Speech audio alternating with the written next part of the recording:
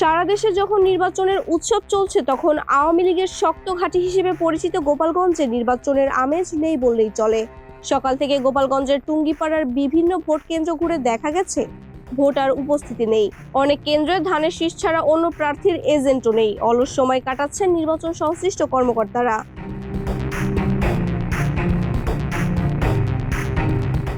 গোপালগঞ্জ 1, 2 ও 3 এই তিনটি আসনের মোট ভোটার প্রায় 10 লাখ। গোপালগঞ্জ 3 আসনের মোট ভোটার প্রায় 3 লাখ। এই পুরো জেলাটি মূলত আওয়ামী লীগ অধ্যুষিত অঞ্চল।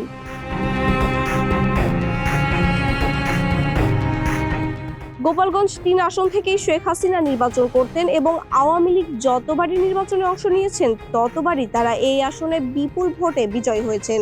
স্থানীয় কয়েকজনের সাথে কথা বললে তারা জানিয়েছেন নির্বাচনে আওয়ামী লীগ নেই, তাই ভোটারদের মাঝে কোনো আগ্রহ নেই।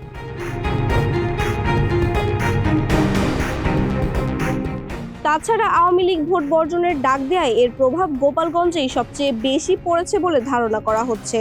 তবে সাধারণ ভোটারদের মাঝে ভোট নিয়ে আগ্রহ কম হলেও প্রার্থীদের এজেন্টরা আশা করছেন বেলা বাড়ার সঙ্গে সঙ্গে ভোটার উপস্থিতি কিছুটা বাড়তে পারে। তারা আশা করছেন 50% ভোটার উপস্থিতি হতে পারে।